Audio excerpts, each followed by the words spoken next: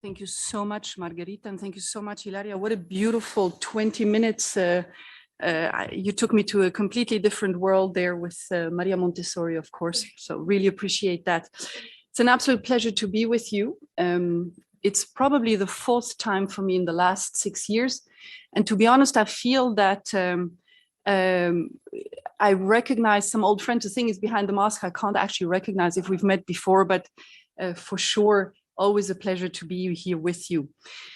World Employment Confederation. So we are that other partner that you mentioned, that private sector, the enterprise partner. And of course, it's been an absolute pleasure to be teaming up with you, with ADAPT, and also with the ILO in the context of this conference, but also throughout the year.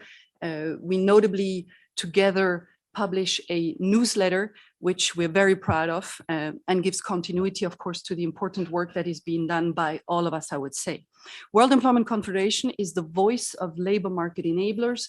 So we're about private employment services, the solutions that both workers and companies need in the labor market. And that spans everything from training, reskilling, upskilling, career guidance, outsourcing, of course, and yes, the staffing piece, whether it's flexible or permanent, and the whole recruitment and selection as well. So I've come here today to share with you the insights, which are going to be a bit more pragmatic indeed, and which are going to be about, snippets of what we see the labor market looks like right now, and importantly, of how we see that this sector creates more value for the world of work. Let's first look at the labor markets, and let's do so by, as I said, a few snippets here and there. So first of all, what do those labor markets in the new normal right now look like? Is it the Great Resignation? The numbers are clear. 41% of workers are considering leaving their jobs. What we see, though, at the same time is unemployment rates are dropping, getting very close to pre-crisis levels. Interestingly, though, quits rates are rising to levels not seen in many years before. There is one big element that we see out there for labor markets, and actually I'm going to ask the room what you think that is, the one big trend we see right now. And we see that actually all over the world. Even though I'm making a disclaimer here, we're going to talk a lot about the developed world here, labor markets in basically the Western Hemisphere. But what do you think, and I'm calling on you, what is this one thing that we see all over right now in labor markets? Anybody? It is scarcity, it is shortages. We see that that is the number one issue right now out there for employers. As you see here, in the 15 countries presented in this outlook, employers report record high hiring plans for the current quarter. And simultaneously, 69% of employers across 43 countries report difficulties in hiring, which is a 15-year high. What's absolutely fascinating is that those shortages affect all sectors. We see that pretty much all industries are looking for workers right now. Of course, it's especially those sectors that have been impacted most by the containment measures. And those are, as you can see here, the fastest and strongest increase where we see in the accommodation and food service activities, the HoReCa, construction, manufacturing, and industry and construction services. In those sectors, demand for workers surged as they were opened up again following the peak lockdown period, and the supply cannot keep up. The vacancy rate in these sectors is nearly 30% higher in Q2 2021 than it was in Q2 2019 pre-crisis. There's, of course, other pandemic-related factors that also play a role here, and it's important to mention them, such as, well, the fear of actually catching the disease. We're seeing a lot of people not returning to the labor market, and we'll get to that just because of COVID itself. We've seen the effects of restriction in worker migration, the mobility piece with closed borders. Then again, quite a few workers were able to build up savings, so why should they return to work right now? And then there's the job retention schemes. We see in many countries, they have had a tremendous impact in terms of security, of course, and the phasing out, of course, has not started yet. leading to that scarcity on the labor market. Of course, unemployment rates don't capture the full extent of the impact of the pandemic and the containment measures on the labor market. At global level, it is estimated that more than 70% of the employment loss during the crisis is attributed to people becoming inactive.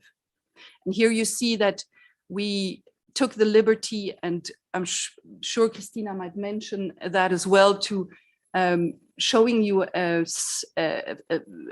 data from the International Labour Organization, from the ILO, where you see that the working loss hours in 2020, which amounted to 8.8%, were both the combination of working hour reduction within employment and, of course, employment loss. And within that employment loss, it's the shift to unemployment and to the shift to inactivity, which actually makes the biggest piece. So those people at global level, it is estimated, as I said, 70% of the employment loss during the crisis is attributed to people becoming inactive. Those people lost their work and are not actively searching for new employment. Labor force participation has therefore dropped more than significantly than unemployment rates have risen specifically. I think an interesting one to remember for us. So what keeps people away from work? While for many workers, this is of course not a choice, for others, it's a decision.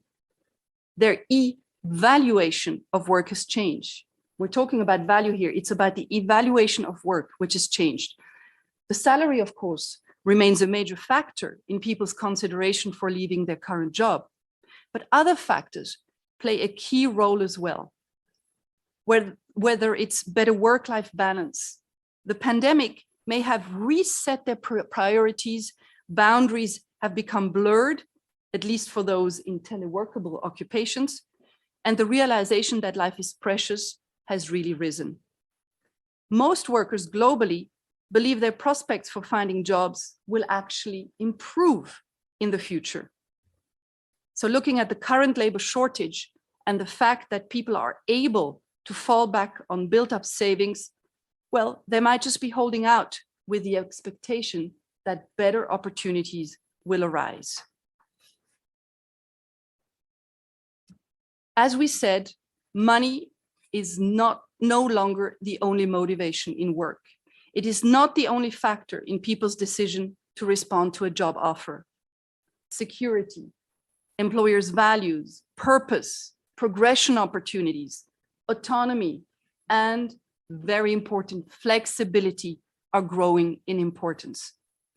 3 out of 4 workers globally do not want to lose the flexible ways of working that they have become accustomed to over the last 2 years. 2 in 5 workers are considering moving to a job with more flexible options. Less than half are satisfied with the current career prospects at their employer. Of course, it's not just about flexibility. Employees are also expecting more from their employers regarding well-being, professional development, management, perks, and so on. In a nutshell, they have a lot of expectations for their work to make them happy. So perhaps it's not so much a great resignation, but rather a great re-evaluation of the world of work, as people re-evaluate what work means to them. After these snippets of the labor market, let me now share with you what the HR services, the private employment services industry does to create more value.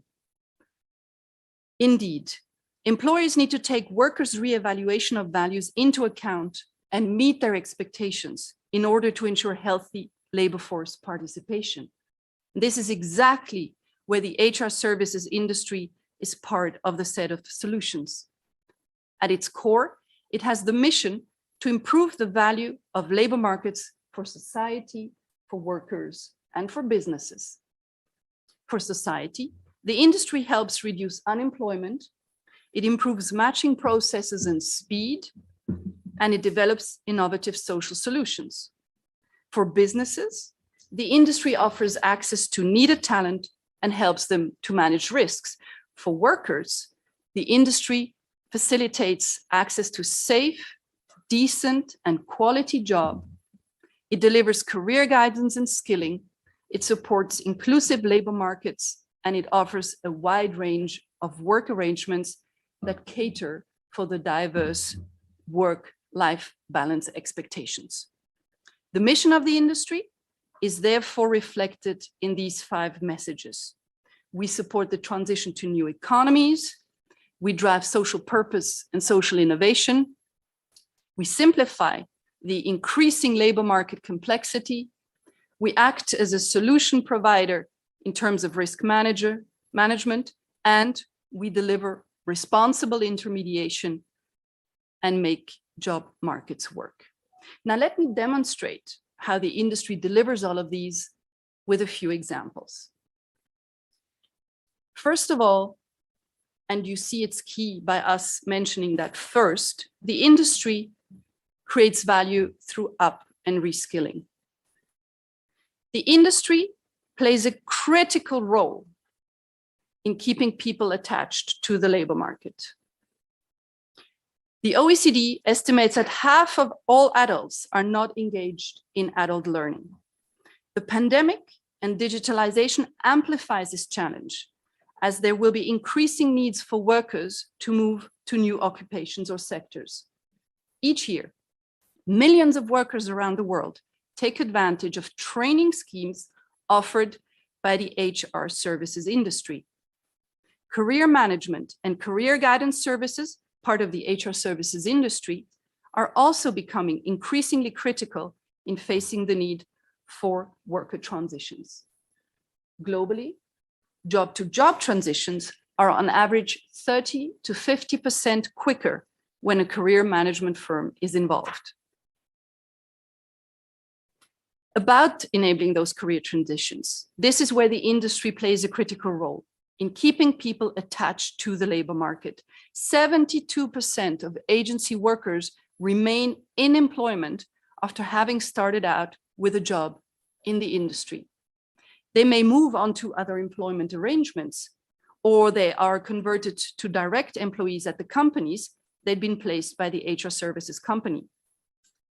We know that more than 1/5 of agency workers are taken on by the client company. Let me come to this driving social purpose element. Indeed, the industry plays a key role in bringing unemployed and inactive, and you remember that incredible number mentioned before about inactive people in the labor market right now. Well, this industry brings inactive workers, potential workers, back into the labor market. 35% of agency workers were in non-employment before taking jobs provided by the HR services industry. This clearly highlights the key role in raising labor force participation. Let's look now at the opportunities for underrepresented groups. Young people, they have been suffering disproportionately from this pandemic. The number of NEET, not in employment and education or training, increased by 3 million across the OECD as a result of the pandemic. In many countries, the share of young people in jobs provided by the HR industry is higher than the share of young in the overall employed population. This highlights clearly the crucial role of the industry for young people and students who may be looking for their first entry point into the labor market. We talked about social innovation, and this is absolutely crucial more and more. It's about creating value by guaranteeing the rights for workers. We will hear more about this specifically from Christina, but here, let me focus on how the specific agency work industry is contributing. And you see here the results of a comparative approach that we have taken. Social protection access has been highlighted as the major challenge during the pandemic. As we know, self-employed workers have been impacted the strongest, often having no effective access to benefits. Steen, you will talk about this. Regarding statutory access to social protection benefits, it is clear that employed workers enjoy significantly higher levels of access to unemployment benefits, to sick leave, to health insurance, etc., than self-employed workers. However, in terms of effective access to social protection benefits, there is a significant gap between employees on open-ended, full-time contracts, and all other types of workers. This is a challenge that requires the re-evaluation of the social contract to ensure basic levels of protection for all. The World Employment Confederation advocates for basic safety nets for all workers, irrespective of their employment status. Social innovation is key here, and the HR services industry has developed various schemes across the world that can serve as a good practice here. The interesting element to you is that the private employment services industry actually goes beyond. Agency workers often benefit from sectoral supplementary provisions in order to top up their effective access to benefits. Social partners engage in collective bargaining and develop sectoral funds and solutions that benefit the workers. These can be portable rights to improve access to safety nets, training funds, or schemes to improve workers' health insurance access. The OECD recognized that the outcomes of these collective bargaining exercises often results in more generous provisions being available to agency workers than to regular employees on fixed-term contracts. Let me now take a little bit of a higher perspective here and just also look at how the sector creates value by contributing to overall economic growth. Because this industry plays a key role in labor markets and economies. We talked about the raising labor market participation and the lowering unemployment role. That contributes clearly to inclusive growth and inclusive labor markets. The activity in the sector has always been highly cyclical due to the nature of the industry. It is an early indicator of where the economy is heading.